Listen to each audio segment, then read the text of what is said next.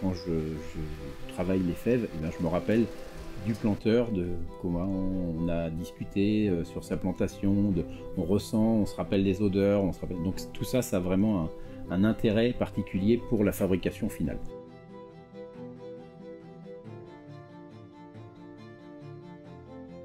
Sangarlet, chocolatier pâtissier à Nantes depuis 1997. Donc bean to bar en français, si on le met littéralement, ça veut dire du grain, donc de la graine, de la fève à la tablette.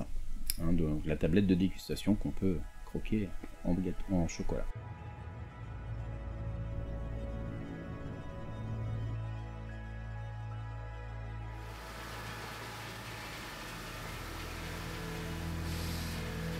Donc, le processus de fabrication, on reçoit les fèves en sac en jute, comme ceci.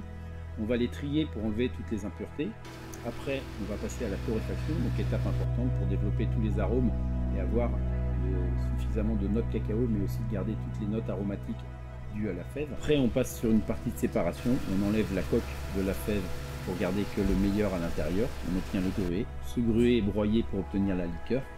Et après, cette liqueur va être conchée. Donc on va mélanger pendant entre 48 et 72 heures selon les variétés de cacao. Essayer de restituer le goût de ce que je goûte dans les plantations sur les fèves de cacao, et bien de le restituer dans la tablette pour la dégustation.